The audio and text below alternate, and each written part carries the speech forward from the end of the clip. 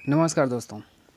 हम लोग इस वीडियो में एंशिएंट हिस्ट्री के वैदिक काल टॉपिक का अध्ययन करेंगे, जिसमें हम लोग इस टॉपिक से रिलेटेड केवल उन्हीं प्रश्नों को देखेंगे जिनको याद करने में बड़ा कन्फ्यूज़न पैदा होता है और जिनको याद करने के बावजूद ही वो बार बार भूलते हैं, या यूँ कह लीजिए तो वो क्वेश्चन थोड़े से टफ है।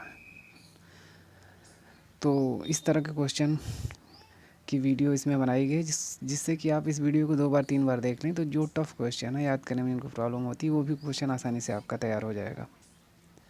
तो चलिए स्टार्ट करते हैं। इस टॉपिक का पहला प्रश्न है, त्रयी नाम है। ऑप्शन ए 3 वेदों का, बी धर्म संघ व युद्ध का, सी हिंदू धर्म के 3 देवताओं का, और डी 3 मौसम का। इसमें भी आपको 2 से 3 सेकंड का समय दिया जाएगा, उसके बाद उसका आंसर बताया जाएगा, जिससे कि आप पहले इसको खुद से सॉल्व करें। इसका आंसर ए हो जाएगा 3 वेदों का। और इसका नाम देख लेते हैं हम। ये जो 3 वेद हैं, ऋग्वेद, सामवेद और यजुर्वेद। जो पहले वेद हैं ऋग्वेद, सामवेद व यजुर्वेद, वही त्रयी में शामिल होते हैं। लास्ट वाला अंतिम वेद जो आता है अथर्ववेद, वो त्रयी में शामिल नहीं है। नेक्स्ट क्वेश्चन देखते हैं। वैदिक नदी कुंभा का स्थान कहाँ निर्धारित होता है? ऑप्शन है अफगानिस्तान में, बी चीनी तुर्किस्तान में, सी कश्मीर में, और डी पंजाब में।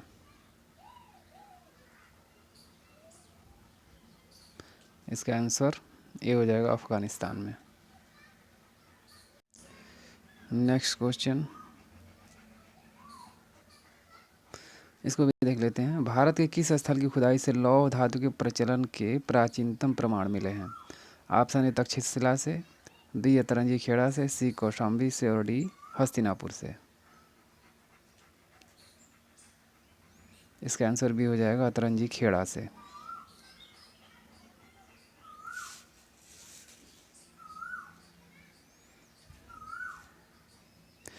नेक्स्ट क्वेश्चन है, प्राचीन शहर तक्षशिला निम्नलिखित में से किन दो के मध्य स्थित है?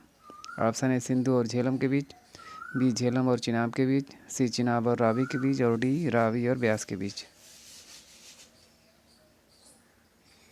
इसका आंसर ये हो जाएगा सिंधु और झेलम के बीच।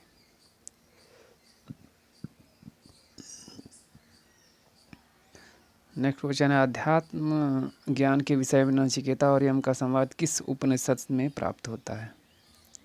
ऑप्शन ए बृहदारण्यक उपनिषद में, बी छांदोग्य उपनिषद में, सी कठोपनिषद में, और डी केन उपनिषद में। इसका आंसर सी हो जाएगा कठोपनिषद में।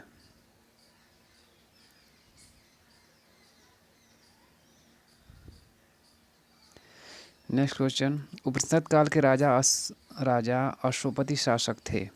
ऑप्शन ए काशी के, बी के, सी पांचाल के, और डी विदेह के।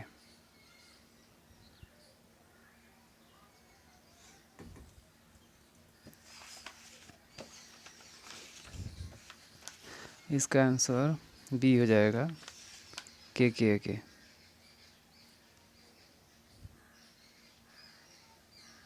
नेक्स्ट क्वेश्चन,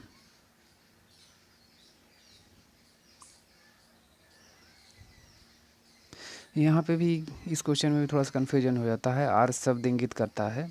ऑप्शन ए नृजातीय समूह को, बी यायावरी जन को, सी भाषा समूह को, और डी श्रेष्ठ वंश को।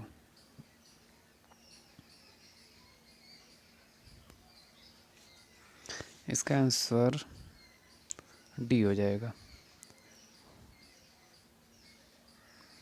डी हो जाएगा श्रेष्ठ वंश को। आर्य शब्द इंगित करता है श्रेष्ठ वंश को। नेक्स्ट क्वेश्चन, आरंभिक वैदिक साहित्य में सर्वाधिक वर्णित नदी है। ऑप्शन ए सिंधु, बी सुशुद्री, सी सरस्वती, और डी गंगा।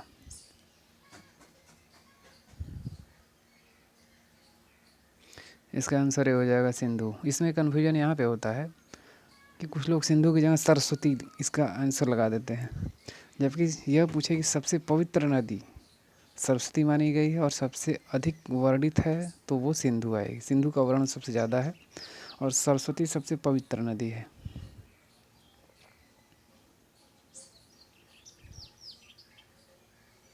नेक्स्ट क्वेश्चन, वैदिक नदी आस्किनी की पहचान निम्नलिखित नदियों में से किस एक के साथ की जाती है? आस्किनी का option A Vyas, B Ravi, C Chenab और डी झेलम।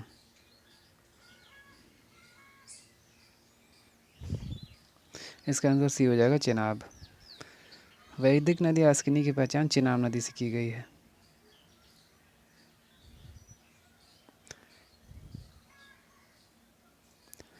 नेक्स्ट क्वेश्चन है, ऋग्वेद में निम्नलिखित नदियों का उल्लेख अफगानिस्तान के साथ आर्यों के संबंध का सूचक है? ऑप्शन ए आस्किनी, बी परुष्णी, सी कुंभा क्रमु और डी है विपाशा सुतुद्री। इसका आंसर सी हो जाएगा कुंभा और क्रमु। नेक्स्ट क्वेश्चन,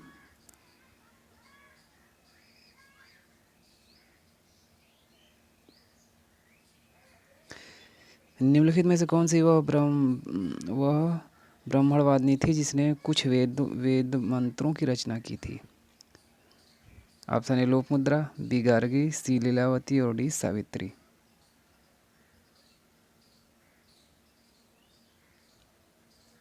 इसका आंसर ये हो जाएगा लोपामुद्रा। लोपामुद्रा ने कुछ वेद मंत्रों की भी रचना की थी।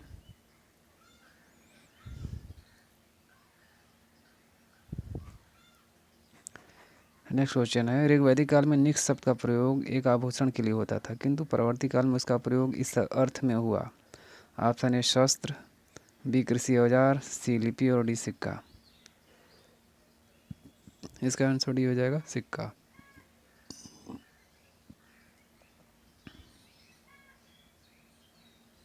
नेक्स्ट क्वेश्चन, बोगजोइक महत्वपूर्ण है क्योंकि? ऑप्शन ए यह मध्य एशिया एवं तिब्बत के मध्य एक महत्वपूर्ण व्यापारिक केंद्र था, बी यहाँ से प्राप्त अभिलेखों में वैदिक देवता एवं देवियों का नामोल्लेख प्राप्त होता है, सी वेद के मूल ग्रंथों की रचना यहाँ हुई थी और डी उपयुक्त में से कोई नहीं। इसका आंसर भी हो जाएगा यहाँ से प्राप्त अभिलेखों में वैदिक देवता एवं देवियों का नामोल्लेख प्राप्त होता है।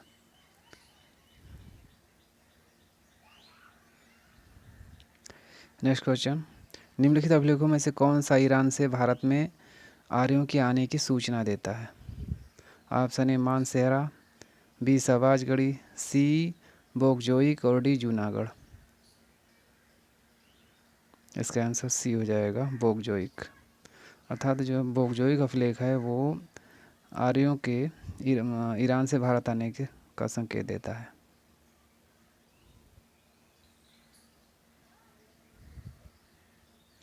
नेक्स्ट क्वेश्चन, निम्नलिखित में से किसका संकलन ऋग्वेद पर आधारित है? Option A Yajurveda, B Samaveda, C Atharvaveda और डी इनमें से कोई नहीं।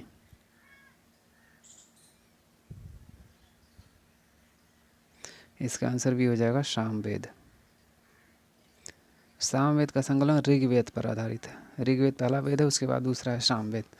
तो पहले वेद का जो संकलन है दूसरे वेद का संकलन ठीक पहले वेद के आधार पर किया गया है।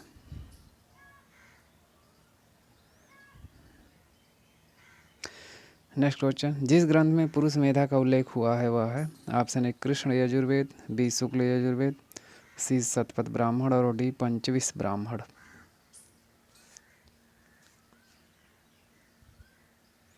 क्वेश्चन फिर से देख लेते हैं, जिस ग्रंथ में पुरुष मेघ का उल्लेख किया गया है वह है? Option A Krishna Yajurveda, B Shukla Yajurveda, C Shatapatha Brahmana और डी पंचविश ब्राह्मण।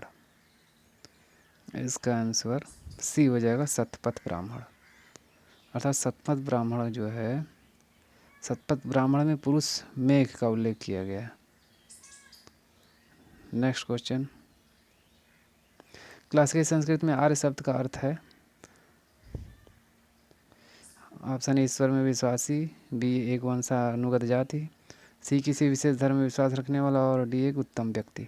यहाँ पे थोड़ा सा अर्थ चेंज कर दिया है। इसका आंसर डी हो जाएगा एक उत्तम व्यक्ति। नेक्स्ट क्वेश्चन,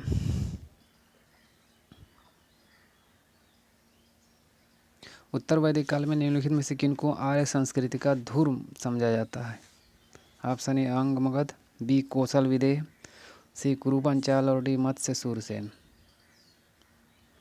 यहाँ पे धुर शब्द का प्रयोग किया गया है और धुर जो है धुरी का ठीक अपोजिट होता है। अगर ये पूछा जाए धुरी तो अर्थात केंद्र, और जब धुर कह रहा है इसका मतलब दूर या उससे अलग।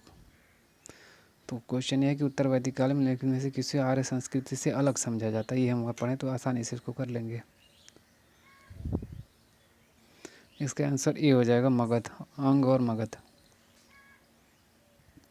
अंग और मगध जो है, मगध को वैदिक काल में आर्य संस्कृति का धुर या आर्य संस्कृति से अलग माना जाता था।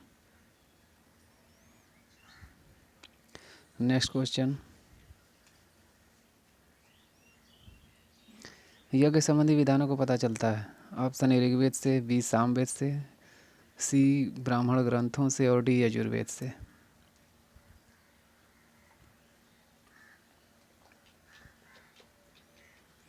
इसका आंसर डी हो जाएगा यजुर्वेद से।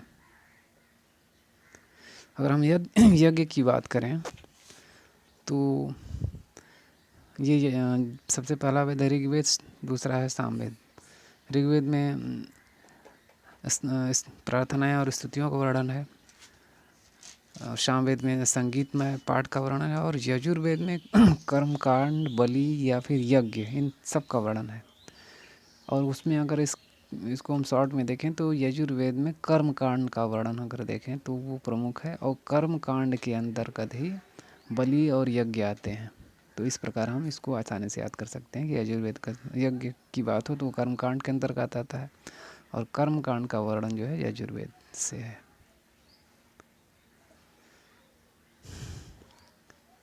प्रसिद्ध 10 राजाओं का युद्ध किस नदी तट पर लड़ा गया? Option A Ganga, B Brahmaputra, C Kaveri और डी परसड़ी। इसका आंसर डी हो जाएगा परसड़ी।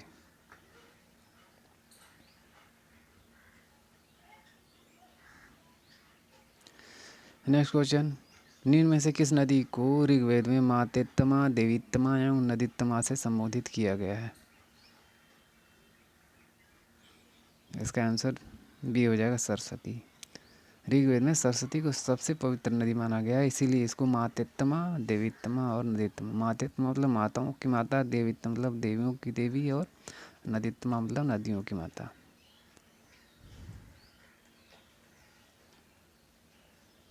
या हम कह सकते हैं सबसे अच्छी माँ मातेत्तमा, सबसे अच्छी देवी देवीत्तमा, और सबसे अच्छी नदी नदीत्तमा। इस रूप में इसका वर्णन किया गया है। नेक्स्ट क्वेश्चन, उस जनजाति का नाम बताइए जो ऋग्वैदिक आर्यों के पंचजन से संबंधित नहीं है। ऑप्शन ए यदु, बी पुरु, सी तुरुवस और डी किकट। इसका आंसर डी हो जाएगा किकट। किकट जो है ऋग्वैदिक आर्यों के पंचजन से संबंधित नहीं है। अब पंचजन में क्या क्या है उसको भी हम देख लेते हैं। पंचजन में ये 5 नाम दिया गया है। यह है यदु, द्रुहयु, पुरु, अनु, तुर्वस। ऋग्वैदिक काल के अंदर जो पंचजन है उसमें पहला है यदु, दूसरा है द्रुहयु, तीसरा है पुरु, चौथा है अनु और पांचवा है तुर्वस। अब इनसे अलग ही ये किकट है, इसलिए ये आंसर हो जाएगा डी। ऋग्वेद का कौन सा मंडल पूर्णतः सोम को समर्पित है? ऑप्शन ए 7वां मंडल, बी 8वां मंडल, सी 9वां मंडल और डी 10वां मंडल। इसका आंसर सी हो जाएगा 9वां मंडल। 9वां मंडल जो है पूर्णतः सोम को समर्पित है।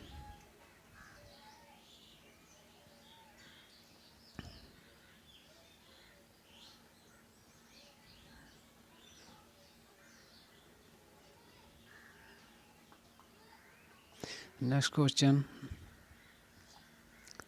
प्राचीन काल में आर्यों के जीविकोपार्जन का मुख्य साधन था? सिंपल क्वेश्चन है, थोड़ा सा कभी कभी कन्फ्यूजन हो जाता है। ऑप्शन ए कृषि, बी शिकार, सी शिल्प कर्म और डी व्यापार।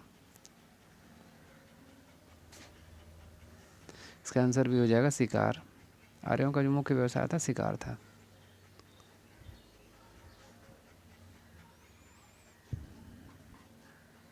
नेक्स्ट क्वेश्चन, वैदिक युग में प्रचलित लोकप्रिय शासन प्रणाली थी? ऑप्शन ए निरंकुश, बी प्रजातंत्र, सी गणतंत्र और डी वंश परंपरागत राजतंत्र। इसका आंसर डी हो जाएगा वंश परंपरागत राजतंत्र। वैदिक युग में प्रचलित लोकप्रिय शासन प्रणाली वंश परंपरागत राजतंत्र थी।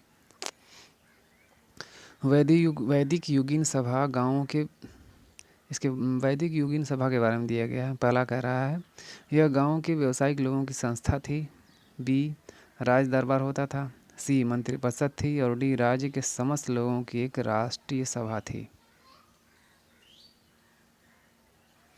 इसका आंसर सी हो जाएगा मंत्रिपरिषद थी। वैदिक युगीन सभा एक मंत्रिपरिषद थी।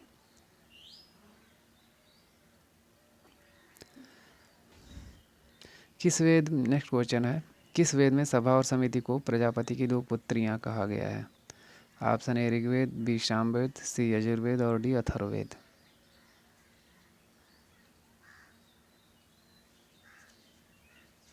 इसका आंसर डी हो जाएगा अथर्ववेद। इसको हम इस रूप में समझ सकते हैं कि सभा और समितियों का जो निर्माण हो सबसे लास्ट में हुआ और ये सबसे लास्ट वाले वेद में इसका वर्णन है, अथर्ववेद में।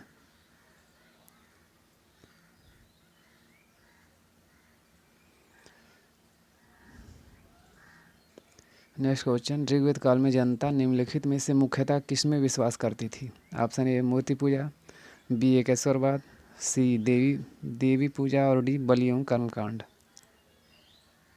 इसका आंसर डी हो जाएगा बलि एवं कर्मकांड। ऋग्वेद काल में जनता मुख्य रूप से बलि एवं कर्मकांड में विश्वास रखती थी।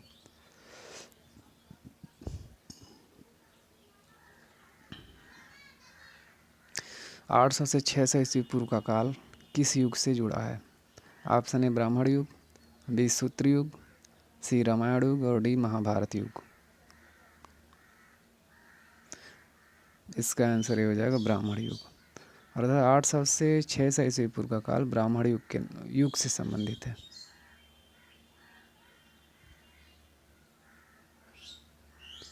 पुराणों की संख्या कितनी है? ऑप्शन ए 16, बी 18, सी 19 और डी 21। इसका आंसर भी हो जाएगा 18। अब इन 18 पुराणों का हम जरा नाम भी एक बार देख लेते हैं। पहला है मत्स्य पुराण, दूसरा है मार्कंडेय पुराण, तीसरा है भविष्य पुराण, चौथा है भागवत पुराण, पांचवा ब्रह्मांड पुराण। यह है ब्राह्मण ही है, थोड़ा सा इसमें मिस्टेक कर दिया है, ब्राह्मण लिख दिया है। छठवां है ब्रह्मवर्त पुराण, सातवां है ब्रह्मा पुराण, आठवां है वामन पुराण और नौवां है वाराह पुराण, 10वां है विष्णु पुराण, 11वां है वायु पुराण, 12वां अग्नि पुराण, 13वां नारद पुराण, 14वां है पद्म पुराण, 15वां है लिंग पुराण, 16वां है गरुड़ पुराण और 17वां है कुरुम पुराण और 18वां है स्कंद पुराण।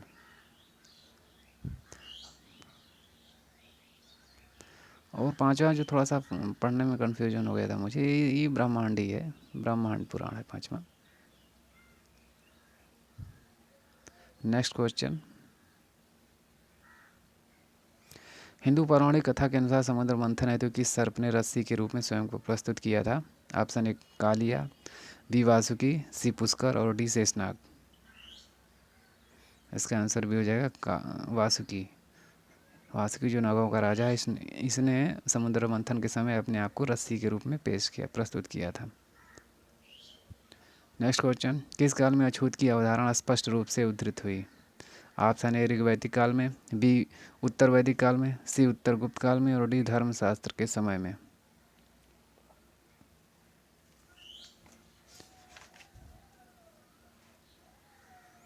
इसका आंसर डी हो जाएगा धर्मशास्त्र के समय में। अर्थात धर्मशास्त्र के समय में जो है अछूत की अवधारणा स्पष्ट रूप से लोगों के सामने आई। Option D. नेक्स्ट क्वेश्चन, सत्यमेव जयते शब्द किस उपनिषद से लिया गया है?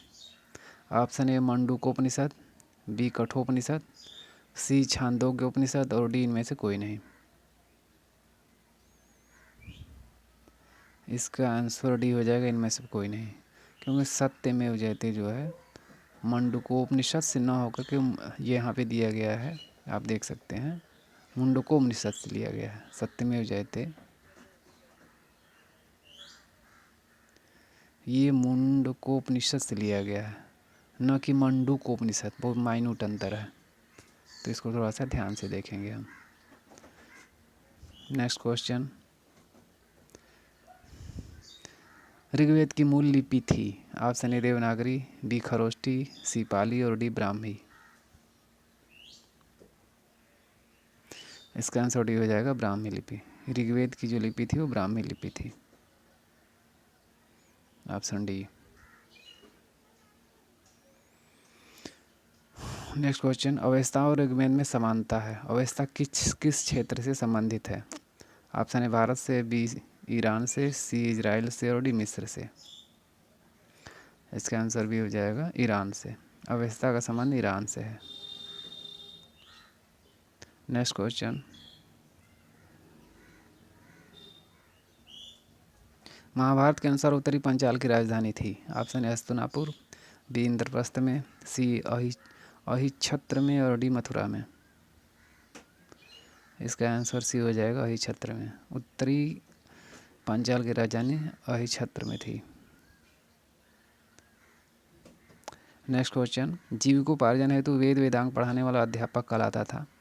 ऑप्शन ए आचार्य, बी ऊर्ध्वायु, सी उपाध्याय और डी पुरोहित। इसका आंसर सी हो जाएगा उपाध्याय।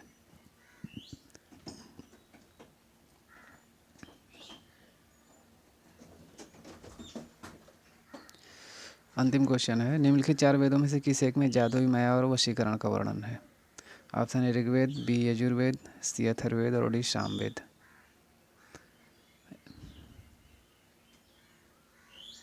इसका आंसर सी हो जाएगा अथर्ववेद। अथर्ववेद में जादुई माया और वशीकरण का वर्णन है। अथर्ववेद में ही तंत्र मंत्र और वशीकरण का वर्णन दिया गया है, और इसी में वनस्पति से संबंधित और आयुर्वेद से संबंधित चीज़ों का वर्णन किया गया है। इसलिए जो है इसका आंसर सी हो जाएगा अथर्ववेद। इस प्रकार ये इस रिवीजन और जो थोड़े टफ क्वेश्चन थे उसका ये उस टॉपिक का एक लास्ट क्वेश्चन था।